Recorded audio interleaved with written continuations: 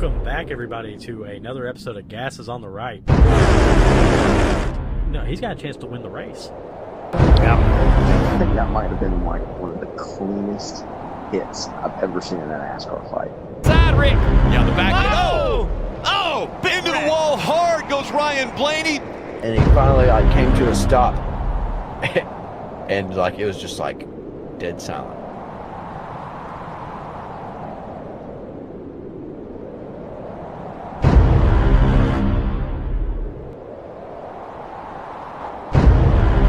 I said this last week, and I'm going to keep reiterating it.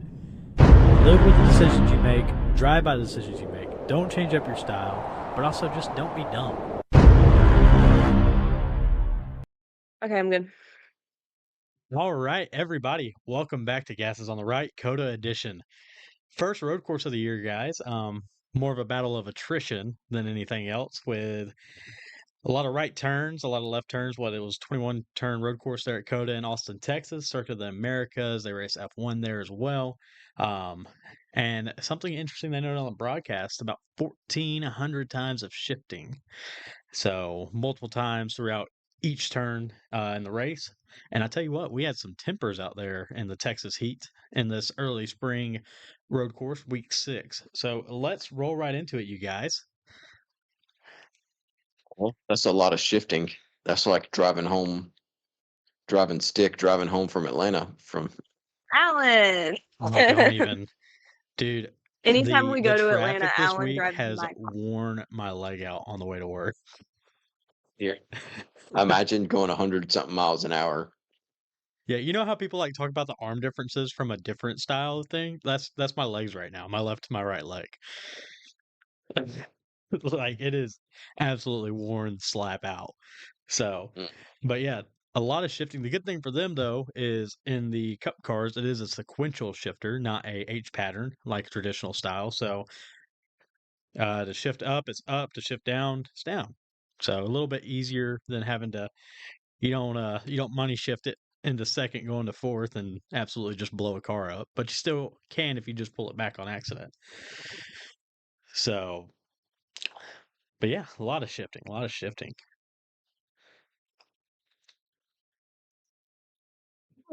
Sorry, a little tired today. Well, William Byron completely dominated this past week. Won the pole and the race. He's the first driver with multiple wins 3 years in a row. I'm trying to remember who picked him as their way too early champion. Was it one of us? Oh yeah, it was one of us. Let's see. Hey, Daniel, good It was pick again. you. Yeah. Of course.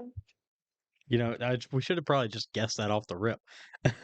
But I know. By the way, Back there and asked the question. yeah, You guys are like, I don't know who did one of us pick.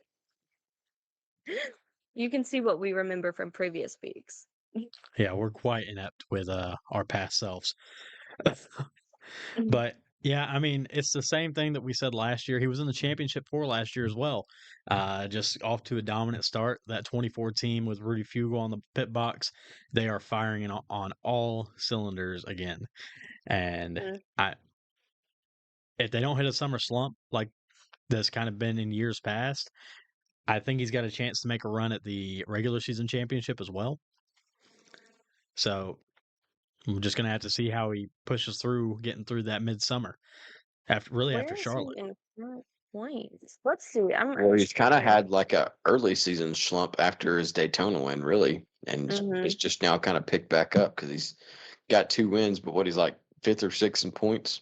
He is 6th in points. I was actually just looking that up. 37 back. I mean, he's right. He's right there. He has the potential. Yeah, well, it's still early. What was this, race number 6? Yeah. Yeah, but I mean, this is when the season's getting good and started. Don't worry. Yeah, we've got to see everybody's stuff at this point. 6th of the way there. Yeah. So with seeing we're starting to settle in 6th of the way. having the season as it's laid out thus far, 2 super speedway, a hybrid, mile and a half short track, and now road course. road We've course. really seen who shines where. And I mean, I think Byron would be better off if he didn't wreck out early at Bristol last week. So that would be kind of a different situation, and he would probably be closer to like 20 points back versus a 37 with finishing 35th last week. That when he got the trash bag, or did he just spin by his own? Trash bag was Vegas, so another bad luck. Yeah. So that was just bad luck after bad luck after. And I think didn't he get in a wreck at Atlanta or something? I think he got caught up in like a mid-race wreck or mid to late race, like one of those. McDowell on pit road. Yeah. Yeah. They both spun going to pit road. So a couple things here and there that just kind of get stuck Yeah. Well, into. it seems like he's kind of got the out of his control things out of the way. Like Yeah. a trash bag flying onto the track With a silver with a bullet. Colorado Kool-Aid in it, ruining Right. your day. A Colorado Kool-Aid's been known to ruin a day or two, or yeah. I said it right the first time. I had a little bit of a stutter. My bad. So, but yeah, I mean, I think you're obviously pretty spot on with that. He's somebody that's reliable, that's very consistent, and he can be there when he needs to be there, and he can gain the points that he needs. So with this weekend, I think it was his 12th Cup win now. So, and he has the he has the most in the Gen 7 era out of any driver at this point. So I think it's actually 12 in the Gen 7 era. I say some people might agree with you that the Gen 7's an error. So I was just gonna let you roll with it. my my English is an error tonight. But yeah, Byron just doing Byron things. I mean, this is what we're starting to habitually expect out of him. Yeah. If he doesn't win if he's not the first multi-race winner of the year, we're gonna suspect that something's wrong with him and Rick Hendrick needs to fire him immediately. Wow, that was a charged statement. Well, you know how people get. But I mean, speaking of the Hendricks Motorsports and Joe Gibbs, they are head and shoulders above the entire field right now. Oh yeah, they're firing on all cylinders. So, and you might be able to sneak 23-11 in the back end right there, but really Gibbs and Hendrick are your two front runners out front. Out of the first 6 races, each team has 2 wins. 3 for Hendrick because Larson won. Yeah. Yeah, so Byron with 2. Yeah, Suarez got the one in Atlanta, so that's the anomaly of it so far this year. But other than that, it's just been Gibbs and Hendricks. Right. Or Hendrick. So, yeah, definitely above on another level with the field. Because I mean, if you look at the end of the race too, who was racing at the end of COTA this week? Just in this race, it was a Hendrick car and 2 Gibbs cars.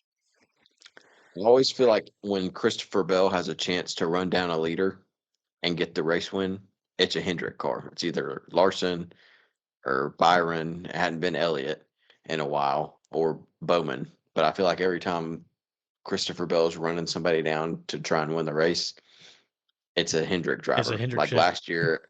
Yeah, last year was at Las Vegas where he almost caught Kyle Larson, and then this year already at COTA where he almost catches William Byron for the win. No, I disagree. I don't think he almost caught him. I think that was Byron running conservatively, but we can get into that later. I know it's in the podcast notes later. Well, you brought it up, so let's get into it now. All right, cool. All right. So he was running conservatively, yes? I think he was. I mean, the entire race, he was documented. Fairly out front. He was, what was it? At some points, he was 1 to 2 seconds ahead of everyone else. So I think with that, he was just running conservatively and blocking Bell. I don't think Bell had a chance to get around him. Okay, let's look at Christopher Bell when he came out of the pits was 10 seconds back. You think 9? You think William Byron running conservatively lost him almost 10 seconds? Well, Christopher Bell ended up finishing half a second behind him. So you think William Byron saved 9.5 seconds and Christopher Bell was just running at his own pace, passing everybody else? I'm not saying that Christopher Bell wasn't running at his own pace, or Byron was running at his own pace and Bell didn't catch up. It may have been a combination of the two, but I don't think that if Byron was not running conservatively, Bell would have been as close as he was. I don't know. I think I Christopher will Bell was the say only when you person have that that had anything rabbit, for Byron all day. Mhm. I agree with that, but I will say when you have that rabbit, you can run a little faster. And Bell is honestly or Byron's honestly not trying to not make a mistake. Yeah, he's Is just hitting all half of his that raw marks. speed? I would say, yeah, Bell had raw speed and something for him, but I don't think the 24 would ever let him get to him. Mm-mm. Except He might have he got. got a half I think second. he had I power think the to closest he got was a He. take half second. it to him. I think if Ty Gibbs would have just let him go, Mhm. he would have got to him. But Byron was saving his stuff. To where once he gets to him, He can just go at again. what was it, 20 something laps that Byron was saving his stuff compared to Bell running as hard as he could for 20 laps. That was You know, my point, is like you have Bell running as hard as he can and Byron yeah. kind of backing And up. no, I wasn't saying Bell was going to pass Byron. I didn't think that was going to happen, but it just seems like every time he's chasing somebody down for the lead at the end of a race, it's a Hendrick Mhm. driver. It does. It does Funny seem enough, to be a it's trend. a good coincidence. So, but yeah, I mean, like we said, I think there was no taking that race from Byron unless Byron just made a Mm-mm. mistake, Mm-mm. I think and Byron. he'd have had to. Gibbs, I 100% believe Gibbs just moved over. At that point, it's like he's got a faster car, let him go. Yeah, but he And did hold him up for 2 laps. but even with those 2 laps, I think he would have got, like you said, he would have got to him, but I think Byron would have just drove off. Mm-hmm. So and drove back out to like a 2-3 second lead, and then just went back into conservative mode while Bell's still driving the wheels off the car. I mean, they showed him at Mm-hmm. one point in like I think in the carousel, just sideways coming through the carousel Oh, trying yeah. to catch him, And you see Byron coming through there just smooth. And then just here's Bell. cruising. So, well, do we want to let's talk a little bit more about Bell while we're here, because he was quite the storyline in and of himself this weekend. Both Kyles. Yeah, it was a bad day to be a Kyle if Christopher Bell was around. Ain't that the truth? So I got a little clip here that we can look at of one of those incidents, and let's break it down a little bit because this one sparked some post race comments.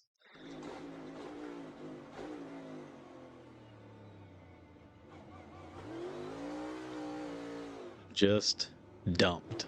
Yeah, he drove in entirely too deep. Yeah. Like, So way too deep. He was like 4 or 5 car lengths back. Mm-hmm. well, I know somebody that definitely wants to talk about this. So I will let you just go ahead and dive into it and dive into those post race comments as well. So this happened in stage 2, right? I forget exactly which lap. Happened in the second stage. Am I wrong? 99% sure. Sounds Anyone? about right. I don't remember for Okay. sure where it was. I think it was late stage I 2 or forget early exactly stage where it 3. was, but I know it was not like anywhere towards the end of the race. So you have Bush get out of his car and he actually goes over to Bell and he gets in Bell's face. One thing I found very funny is everyone always talks about how much of a baby face Bell has. In all honesty, he looked like a kid getting scalded right then. Oh, yeah. He was like, sorry, Dad. I'm so sorry. But you can't really hear what Bush says at the beginning, but you see him and he's like, that's 2 races in 3 years, which last year Bell did something similar at COTA. And I think he said that's twice and there won't be a third time. see, I heard that he said that's 2 races in 3 years. And I was like, okay. But He was like, I respect you more than that. I race you clean, something along those lines. Have I ever wrecked you? And Bell was like, no. He goes, well, it's effing coming. Guns drawn. So, Daddy Bush has spoken. Hey, it's Do you think he very actually gets him back? yeah, Oh yeah. it's Bush. See, it's been a Bush minute has the memory of since an elephant. Like it's not. It's going to be like Matt. I don't think it'll be anything like Matt Kenseth, Joey Logano, 2017. But I mean, Martinsville's coming up next week. Martinsville is You don't I know. wouldn't want to be around them. With the way the short track program's going to RCR, Kyle Busch might be in one of those Matt Kenseth situations to where he's running around 3 laps down and Christopher Bell's leading the race and he just decides, yeah. I mean, there's a good shot. But I do see. It's coming. It's not going to be It- a. It may not be this week. It may be here in a few weeks, but I think we're going to see something come Oh, I out of think it's that going to be this because week. one thing about Bush is he also keeps his word. oh no, he did say the thing about respecting Christopher Bell. And I think if Christopher Bell handles the situation right before they get back to the racetrack and be like, look, you're right. I'm sorry. You know, because you could tell that Christopher Bell does have a lot of respect for Kyle Busch because he was like, I messed up. I'm gonna I'm gonna I'm take going to this. text him later this You know, week. I Right. did yeah. see Well, him you say could. that. He didn't even try and argue it or fight back or anything. He's like, I made a mistake. I'm gonna let you say what you need to say. Please don't hit me. You know. It is kind of So, what his face was reading during the yeah. entire He's like, So I'm encounter. about to get I think he'll like be okay. decked. Yeah, I don't know. I don't think Kyle will do See, anything. I think Christopher and him will Mm, handle it I think during so I guess when you look at it during from the that week. perspective, it's a coin flip, but I think that there will be something. well, where my mind goes with that, and the reason that I think there will be something is it's not like Bell just moved him a couple times. I mean, he just absolutely spun him. And if it was like he just pushed him out of the racing groove, like through the S's or something, I could believe that that would be a little more something of just like, let's have a conversation. Don't do it again. We're good. But I see at least there's going to be something of it's not going to be egregious in my opinion. I don't think it'll be like a 2012 truck race Kyle Busch or a '08 Richmond Kyle Busch. It may be an '08 Richmond Kyle Busch, but I think it's gonna be more of like he gets to his Oh, bumper yeah, we're and at he just Richmond. moves them. Oh, wow. We are in So Richmond. Winkydink. I don't know. I think Kyle Busch at this point in his career is skilled enough to wreck Christopher Bell without wrecking Christopher Bell. You know what I mean?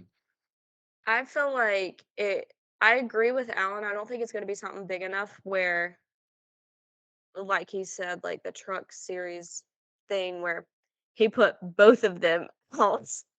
I don't think he's Mhm. gonna wreck himself as well as Bill, but there's Well, definitely gonna be that's a the perks of rocket. paying for your own equipment. You can just go out there and destroy it and be like, who cares? I got to pay for it. Where's your championship There's a perk. now? So, but no, there's definitely something coming. Richmond's very fitting. Kyle Busch has history there of wrecking people's drivers that they like more than others, which I don't know where Bell falls on the spectrum. I think he's kind of underrated in my opinion, but still, just Very watch your underrated. rear quarter panel. He's I guess he's such a clutch driver.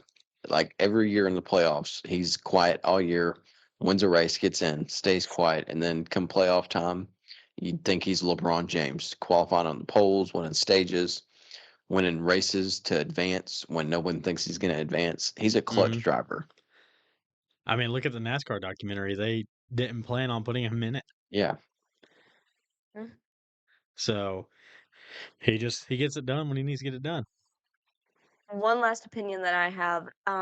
I while I was kind of raised in NASCAR, I was not around or could remember the whole like Bush villain era that's going on with like Hamlin right now. I don't remember any of that. And it's been a minute since I've seen Bush that fired up. It kind of gives me hope that the old Bush may be back. We'll have to see. I don't know. I can't.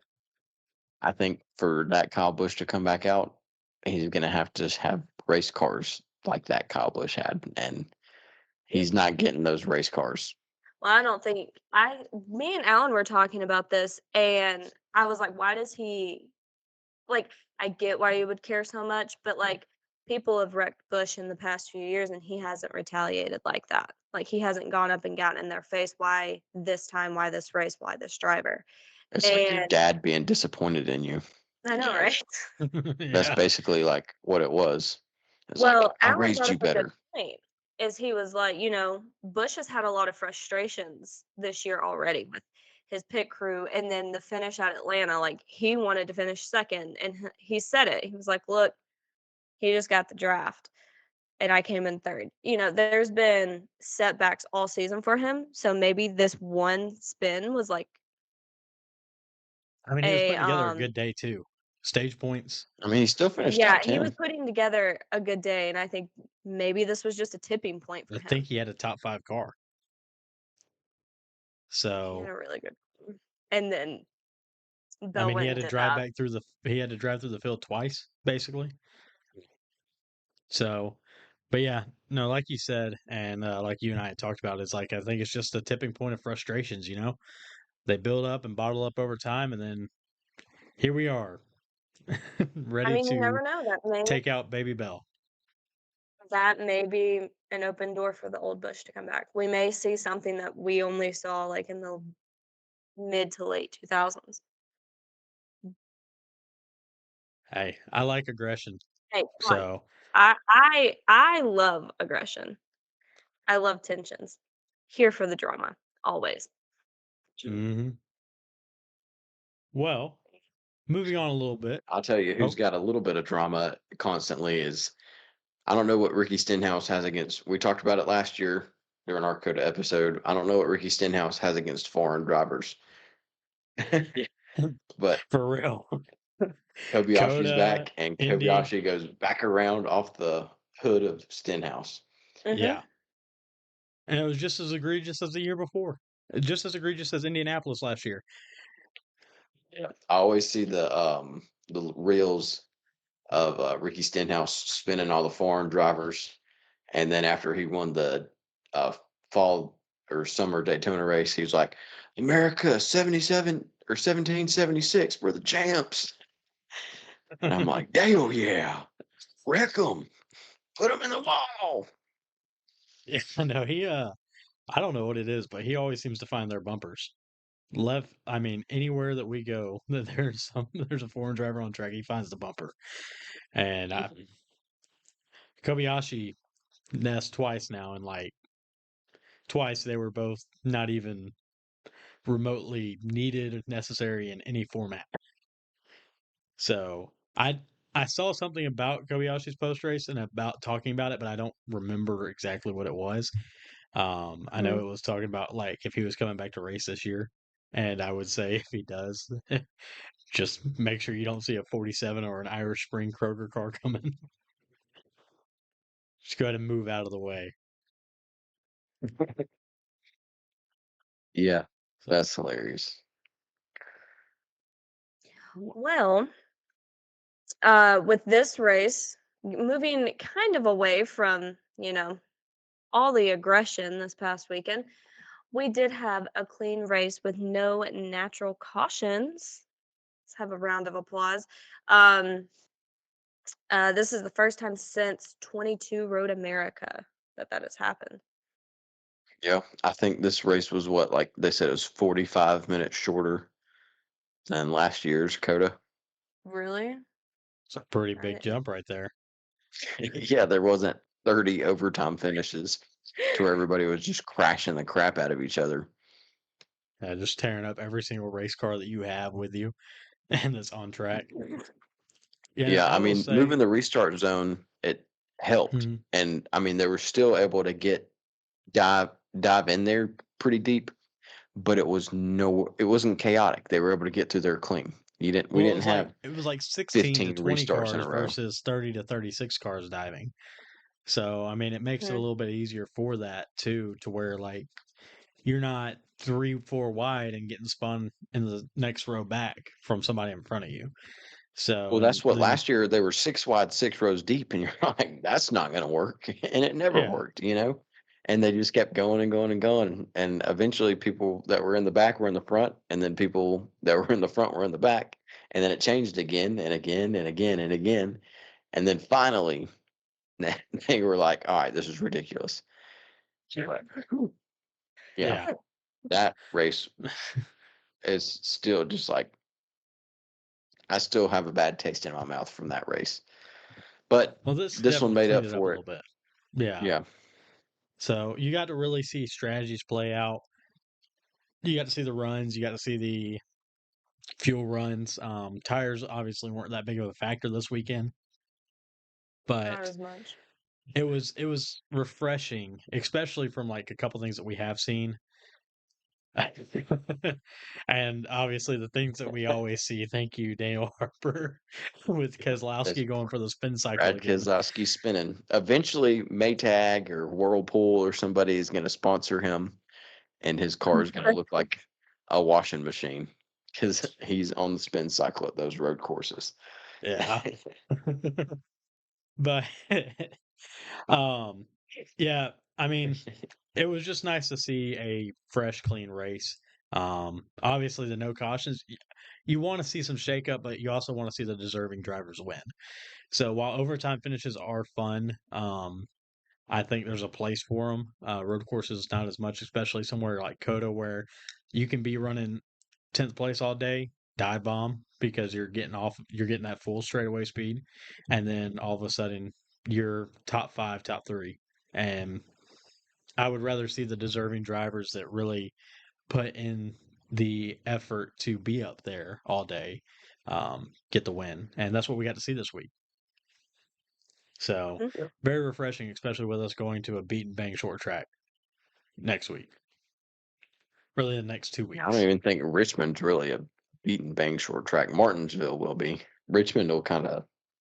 Richmond always has a way of spreading out pretty good, but We'll yeah, see if they that's can get that what. high line working again this year. Yeah, that'd be nice. That's what I did like I did like that the race ran clean though, and there were no cautions because you got to see 3 different strategies. There's people that were on the race win strategy that Mhm. pitted before the stage points strategy that stayed out to the end of the stage, and then Christopher Bell was on and Michael McDowell until his power steering broke. And kudos to him for finishing that race. I mean, I know he Oh pulled on the man, pit road at one point for like 2 or 3 laps and just had to rest, and then he was like, they showed on the in car that he was doing like this on the in car camera, and then he'd be like, "All right, I'm going back out, boys," and would go back out and ran until he couldn't again. What a hoss! And yeah, then, so him and Christopher Bell were on the same strategy, which really led to the charge you saw at the end from Christopher Bell from the fresher tires. right, So, in that aspect of it, if you're not just like they're getting spread out and we're only going to get 2 cautions in this race because they're not being crazy and wrecking each other egregiously. If you look at it from a purist standpoint of you're analyzing the race beyond the cautions and restarts and stuff, that was a pretty good race, you well, know? with that, you don't have to like be looking at lap times either. You can Mm-mm. just be looking at how the strategy plays out because it's obviously at a road course, you pit 2 lap or 3 to 5 laps before the end of the stage, you're going to get that track position, or you Hmm. wait till stage break and go for points if you're in that top 10 position to gain some points or gain a playoff point, like Hamlin did. Hamlin, Yeah, he finished 14th, but he's got 10 extra points and a playoff point this week. he knew that he wasn't going to win the race.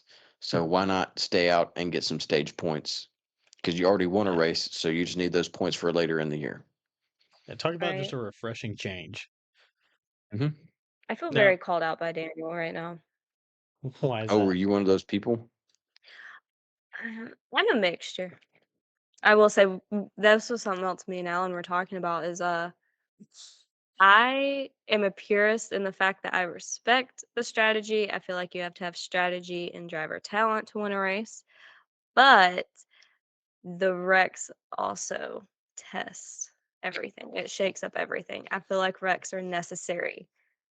I'm gonna be honest, green flag runs kind of bore me a little bit. Throw a wreck in there every once in a while.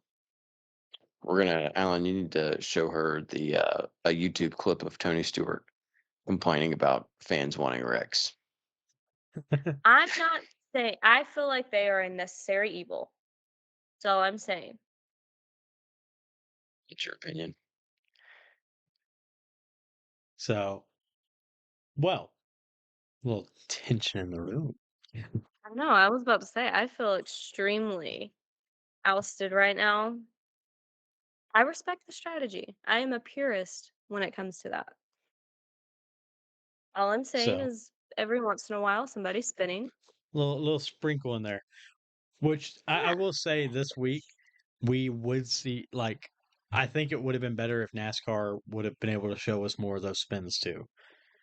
Because like all of a sudden they'd hear about a spin and then we wouldn't know where, when, what, why, how for a couple minutes, couple laps, and then we're back in it and like, oh, well this is what happened, and now they've kind of moved up a little bit. So oh, Daniel, your Daniel is on the same page. Some Yeah, it's. I fancy mean, it's info. definitely not like back in the day where it'd be like caution, debris, and be like, "Where's the debris?" You know, Yeah, I will uh, say Have they're someone definitely on a my lot better. side. they got rid of those phantom cautions after Carl Edwards quit because of it. So, But well, there was an issue at the road course, and that was how they did their track limits. Alan, you want to start us off on that? Yeah, I was gonna say start us off. I'll start us off with it. So, the biggest place and really the only place that there were track limits was in the S's. So turns 4 through 6, and you Mhm. really just couldn't get off the turtles. Um, you couldn't get onto the rumble strip. You couldn't be all in the green or red, depending on what color it was. You had to have at least a tire or two outside of it. So the issue that in line with that is if you got pushed out of the racing groove in 2 and 3, you were screwed. Mhm. You were screwed, I mean, you and we saw saw it multiple Chase Elliott times. get loose, Chase and Elliott had a there's top 10 nothing. day, and Yeah. they petitioned that to NASCAR, and NASCAR said no. But there was also the other thing is there was no net gain. He didn't gain time. Hmm. He didn't gain anything along those lines. So, Yeah, didn't gain time or spots. He lost time. Like mhm, that's what it was really getting loose, having to chase it across the racetrack and save it. That's a penalty in it of itself. It's not like he gained any speed or anything, that he yeah, and penalized like himself by getting loose. that's Like, why like are you going to make him drive all the way down pit road? yeah, and you look at like year one of the Gen 7, the next gen. If you had a loose lug, it was 4 race suspension. It's down to a 2 race Hmm. now. Or if you lose a wheel, it's down to a 2 race now. 2 race suspension for the crew chief and a crew member.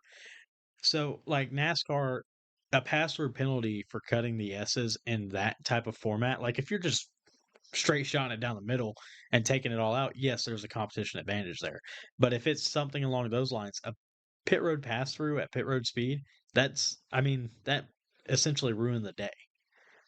And I think it needs to be a punishment fitting of the crime. So, but It I'll needs get to be into a what stop and my go or What opinion should be something the is. like that, punish? So, I think Emily, you have a quote from something. I can't remember what it was from. From something. Elton Yes. Sawyer. Yes. Yes, Elton No, Sawyer. one question I just had is what type of punishment do you think would be fitting?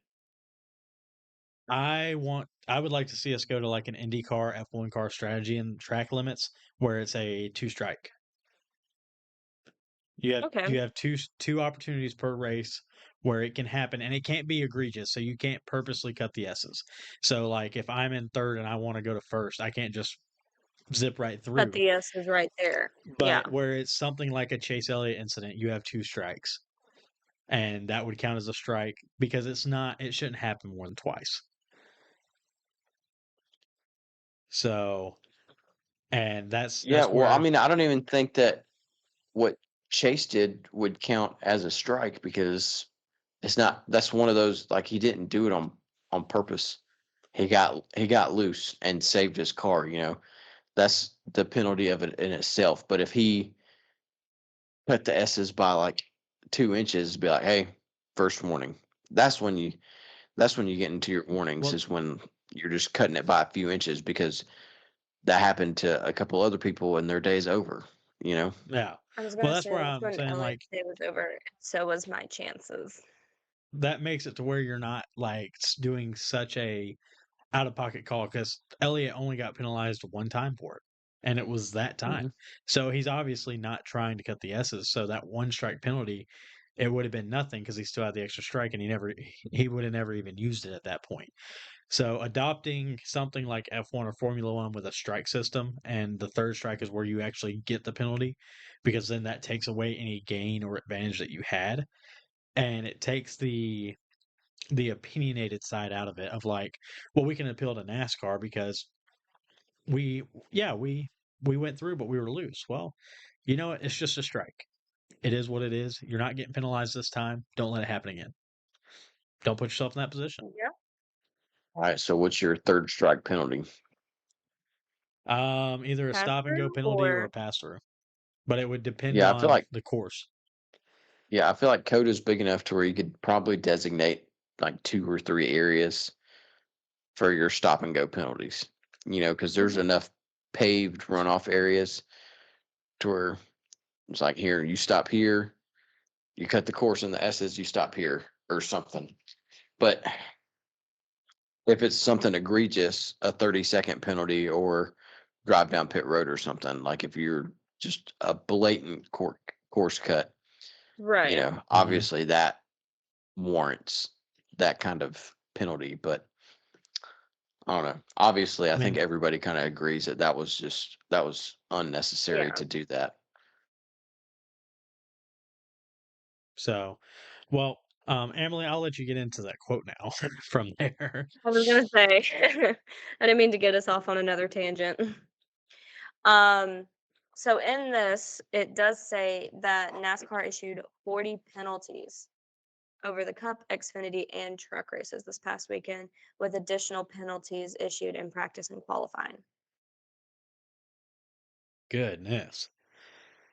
Just, just for shortcutting. Yeah, I mean that's the thing. Like, how many people got 3 penalties? I mean, Nobody. I don't have that data. Yeah, no one got 3 penalties. It's not it's not a storyline if they Yeah. give the warnings. A couple people got 2, so that, I mean, if they decided to do, A third time, then yeah. So Right. if they decide, or if they just decided to do 1 strike and then you get a penalty, then there'd be a less than half of 40 penalties. I mean, that's just overkill and ruining people's day for no reason. Yeah. So I mean, you either go to a strike or a stop and go. So one yeah, or if the you're other. not going to do But strikes, just do a stop and go penalty. a I mean, 30-second that can penalty be, if for you don't, a 10th gain is ridiculous. ridiculous. I mean, And not even even a if you don't tenth at want to do times. strikes, do a stop and go penalty the first time, and then if you do it again, then do your drive through penalty. You know, Mhm. if that's what So you're not wanting to do, a strike system and be unique, I'm okay with, if you cut the S's, do a stop and go. Right. And then if you cut it again, then you take that pass through penalty. Yeah. But if you're gonna do, but I've also listened to a couple other podcasts where they're like, if you don't want people to cut the tracks, put the big turtles in there, and I promise you, they're not going to get up on those. You know, mhm. Right. and let that. And then the penalty is, if you do cut the track and get up on those turtles, you got a torn up race car. Yeah. Have So, fun. I.e. Corey LaJoy at the Indy Road Course trying to Dukes of Hazzard his car over the turtles and during one of those wrecks. You remember that, Alan? oh yeah, dude, he was airborne. Like all four wheels off the ground, landing, no Yeah, I was stepping. like, I saw it and I was like, just the good old boys. So, So, Elton Sawyer. Yes. He said, "We're calling balls and strikes on every lap, and that's not really what we want to be. I commend our team in the tower. I thought they did a good job, but it's way too much about us and not enough about the athletes and our teams and our pit stops and strategy and things of that nature. Some work, well, he said some work to be done, but I think it's a typo that says some work needs to be done." So I will say this. Yeah, I agree. If you go Mhm. directly off of what the rule book stated for the track limits, it's not balls and strikes, it's just straightforward. But the fact of the matter is you are now you're going from, well, they can plead the case on this penalty. No, it should be a set thing. If you get loose, you get loose. There was only a handful of cars that got more than one penalty, right? Over the weekend. Mhm. So you take the balls and strikes out of it. And you literally, this is a rule. This is what happens each time that you break the rule. There's no need for there to be, well, he got loose, so you know what, we'll give him the free buy this time. But then in the cup race, Elliott does the same thing and he doesn't get that. It's a very opinionated form of that. And it also, NASCAR talks about this themselves, race manipulation. That's what it could be considered at that point. Well, And as much as we're saying that, he shouldn't have been penalized, if Chase Elliott wouldn't have been penalized and everybody else got penalized, oh, there's the Hendrick Motorsports bias. They didn't penalize the Mhm. Golden Boy Chase Elliott. Yeah, and I'm not like People are gonna I'm not gripe either just way. for Chase. That's the most kind of egregious one we saw. But look at Allmendinger and Mhm. SVG in the Xfinity race. They both got hit, had top winning cars, winning speed all day. Mhm. They both got hit with track limit penalties and ended up finishing outside of the top 20. Well, That SVG came across the finish line second, but because they gave him a 30-second penalty for exceeding track limits. 30 seconds. He went from second NASCAR place to 27th. absolutely shit the bed. Yeah. I Like, mean, how can they look at that and say, okay, that's yeah, we're worthy of good 30 seconds. we're good with putting him from second place to to 20. 27th place. Yeah. Yeah, they absolutely shit the bed. It's horrible. So So I have a question for y'all, or I guess more of a Mhm. statement. So you're talking about how NASCAR needs to be more straightforward, and I've heard that a lot, and how this was too opinionated, balls and strikes, but aren't they kind of like that with any rule? Although it may be in the rule book, they kind of leave it up to interpretation. Yeah, there's a lot of in the gray area stuff in Yeah. NASCAR's rule book. So a with 30 that, second penalty shouldn't be gray though. yeah, but But continue your maybe a question. 30 I'm second sorry. penalty was too much. So continue. I didn't mean to interrupt your question. So go ahead. No, you're good. So with that, do you think that, I mean, obviously, if they do that with this rule, should they do it with every rule? And if they do it with every rule, is there any rule that needs to be edited or tweaked to I actually stand up in a non-gray area? I don't Right. know enough of the rules to give you an answer on that, to be perfectly I'm just honest. kind of thinking about the controversial opinions that they have had on the rules over like the last season or so. think a lot of those have kind of gotten ironed out more so than they were. Hmm. So I think Especially after NASCAR's last done year. after last year was a big year of changes because the first year, everybody's trying to figure out this car. I think they had obviously some things wrong. They made changes. For example, what I mentioned a minute ago, it was a 4-week suspension for the crew chief and a crew member if you lost a wheel. Well, it's down to 2 weeks now, is what they changed it to. So I I think that there's obviously work to be done here, but they've really started getting a lot of the rules ironed out to where the gray area doesn't exist as much. They're more punctual with us. They're letting us know, like NASCAR last year, they started showing what they found out if there was a penalty for something. They would show it in the garage area. You talk about Austin Dillon with I think it was the turnbuckles or something that were welded so that you could just put a wrench in there and change the camber or something like that, change the ride height. Um, Yeah, sounds about right. the louvers, the roof rails, that kind of thing. So NASCAR is being very transparent and they're very good at Mhm. this. And really, road courses, and this is really the only rule I can think of offhand that has this type of issue. The thing is, we didn't see this issue last year. So, but we also Yeah. didn't see anybody just straight shot in the S's.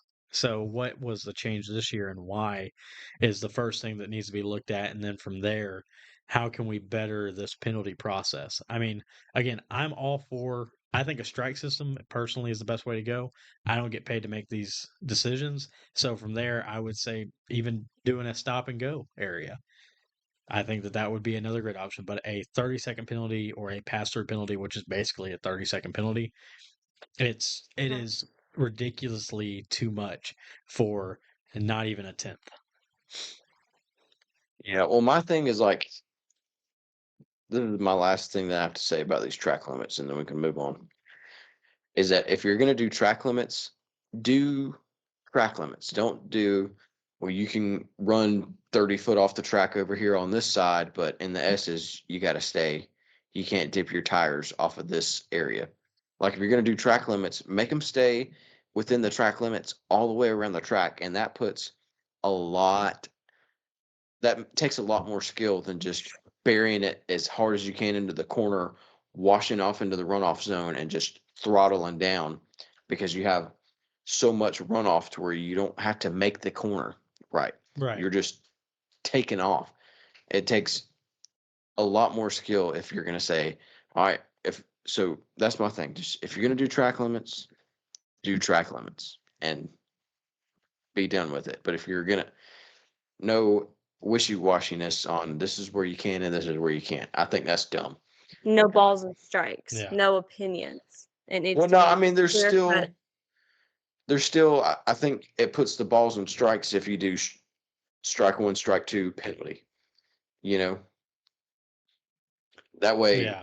like Alan said, if they're like, well, we weren't loose, we want to appeal that and be like, look, it's just a warning. Who cares? Mhm. You know. Right. So it's a combination of things, but you know, Well, whatever. Daniel Harper actually just gave us the best lead in to our next little thing, mhm. COTA ratings. So I have them right here. They got 3.31 million viewers for Sunday's Cup race, up 6% from last year. This is now the 5th straight increase for the series. Jeff Gluck's poll, was COTA a good race? 50.2% said yes. Really Now, not some bad notable for a road things he course. said about this. Not Well, bad some for an notable all things he green. said about this. He said ranks the lowest out of the 4 COTA races so far. The previous was the 2021 rain race. Mhm. It ranks 27 of the 32 road courses in the poll, and it's the second lowest race of this year so far, right after Phoenix. Phoenix is lower. Maybe that was bad for a road course race. I stand That's why I was corrected. like, hold on, hold on.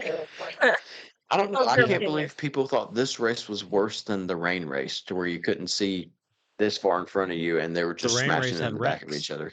Hey, The rain here's race the had thing. It's wrecks. the Rex. That's I'm that's what it telling is. you, You get away the from the Rex purism of it, it's the not wrecks. the Rex not only contribute to furthering strategy, but they also just kind of make it more entertaining.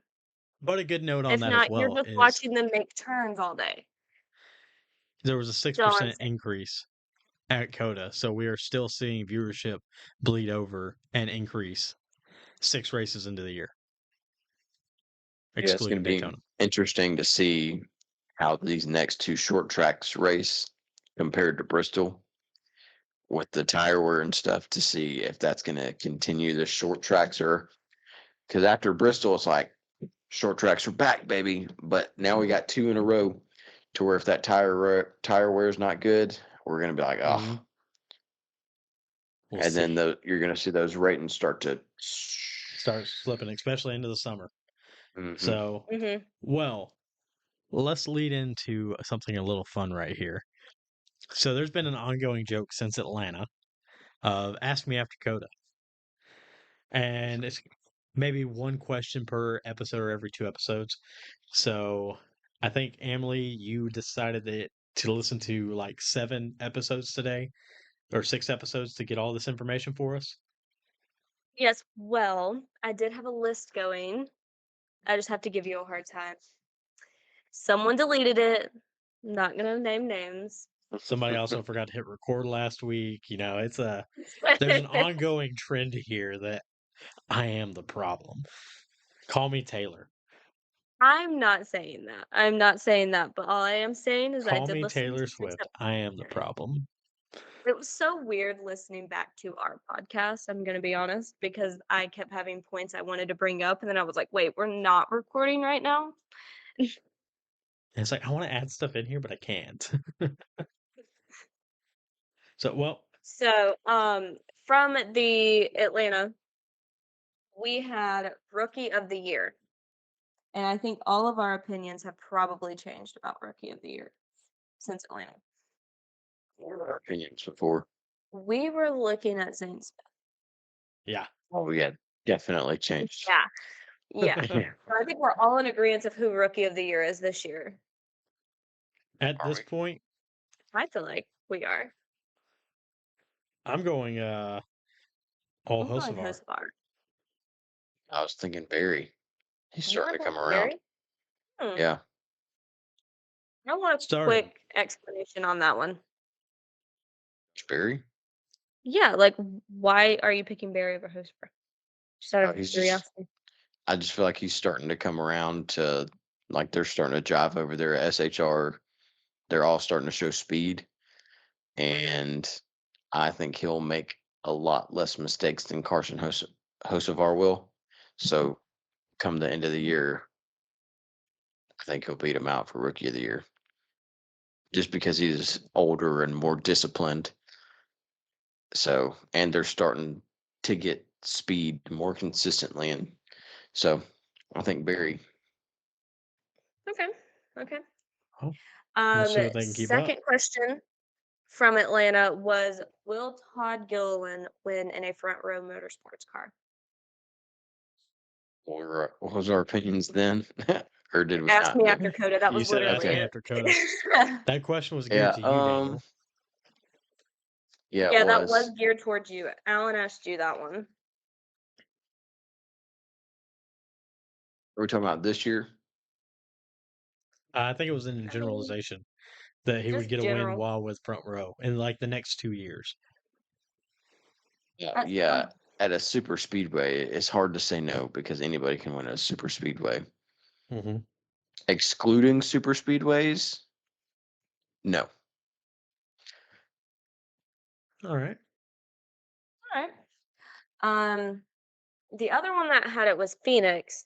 And I wanted to note this one thing is Alan held true to his word. He was extremely confident Gibbs would win COTA. And Gibbs was his pick last week.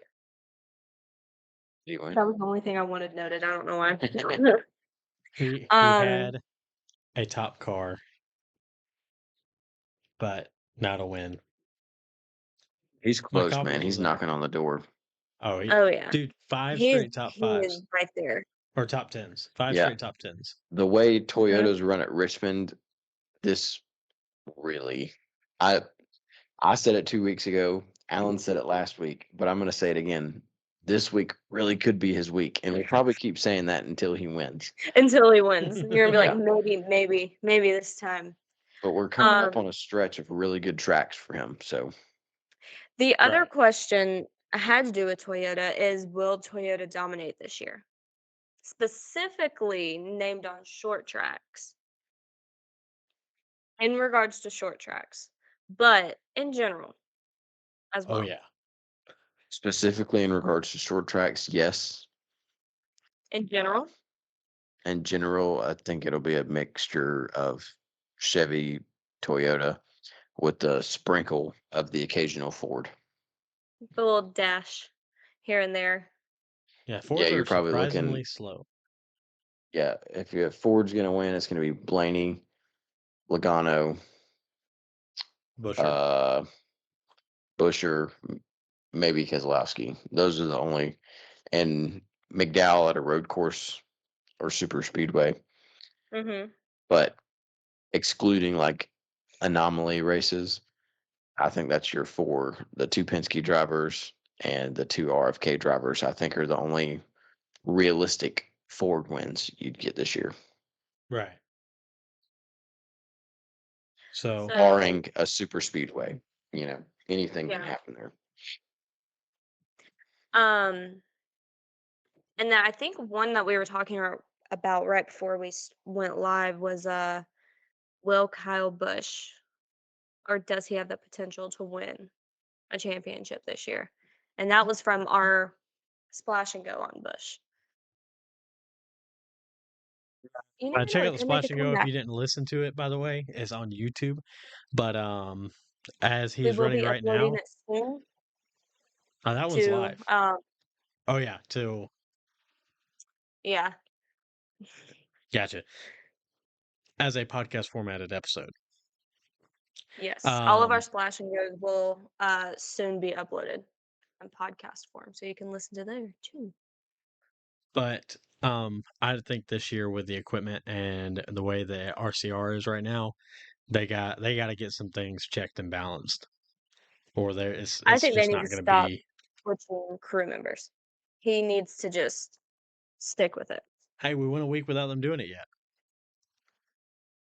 Right. I was gonna ask that because I didn't hear anybody mention that, but Yeah, he went a week without changing crew members and he got a top 10. So So there you we go. talked about it they, last week. He needs some yeah, consistency and had some you'll be all right. consistency and had a good run. Yeah. And then he He got heard mad. me. Yeah. So well, Um, quick little pick recap from last week. So let's see. Daniel, who did you have? Reddick. You had Reddick. I had everything pulled up and then it all disappeared. Sorry. You had Chase Elliott I know and I had Alan Chase had Elliott Ty and Alan Gibbs. had Gibbs. and I win. Yeah. Woo! So that gets me to 3 points. That's what I was looking for. Alan came Daniel in Harper with the third with never say Gibbs. never. Blaney was winning the title this time last year. Nobody had that on their bingo card. Good point, Besides Mr. Dale Harper. Jr. Good point. And I agree with you with Gibbs winning before the Thank 600. you. Alan came in, Gibbs came in third, Reddick came in fifth, and Elliott came in. Where did he go? 16th? 16th.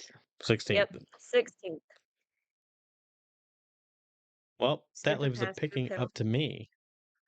Real quick before we go into the picking, I think Alan deserves an honorable mention that out of all the picks that he's had this year, he has an average finish of 10th place.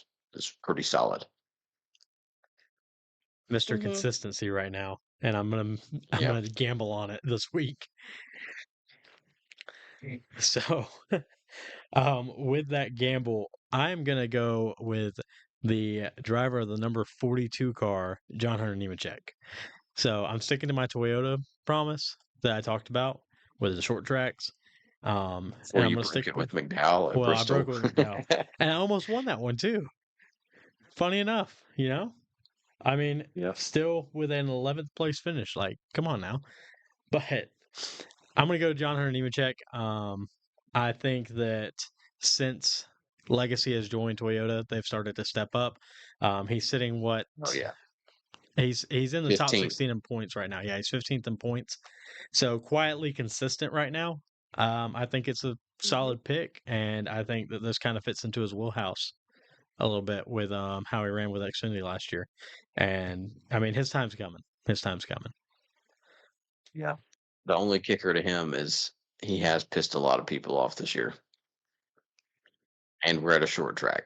So that's Yeah. the best time to pay people We'll back. have fun with that one. So it's a little bit, like I I'm said, wishy washy. Yeah. Well, my pick is going to also be someone who's got some payback coming, allegedly. Christopher Bell. I'm gonna be That's a honest, I'm dangerous kind of pick. shocked that you're picking him because of the Bush thing. I think with the way the RCR cars are running, the only time they'll see each other is when he's lapping Kyle Busch. And Kyle Busch is mad, but he's not gonna when he's several laps down, he's not gonna do that. He's the type of driver that is gonna wreck you when he's competitively racing, unless you just well, I guess Christopher Bell did completely dump him. But I feel like their relationship that prior of a little like mentor stuff going on kind of helps Mhm. him out a little bit. But But do you think Kyle Busch is someone who holds loyalty? I was telling Alan that. I was like, look, they're no longer cool like that. They're not on the same team. They don't have to be. I don't know. Yeah, I think they are. I mean, Kyle Busch is always about comeuppance. Yeah, well, the Telling last you, time he walked over to somebody's car like that, it was Joe Logano's, and he ended up with a busted forehead. So, hey, I'm not saying that he hasn't been wrong in the past. There's been a lot of times where Bush was wrong. But he's also a justice seeker. So all right, Emily, who are you picking? I'm picking Truex for the pure fact that Alan told me that he was going to pick him and then he changed. But don't worry, I got his stats too. Fifth place average finish over 6 races with 4 top 5s and 5 top 10s.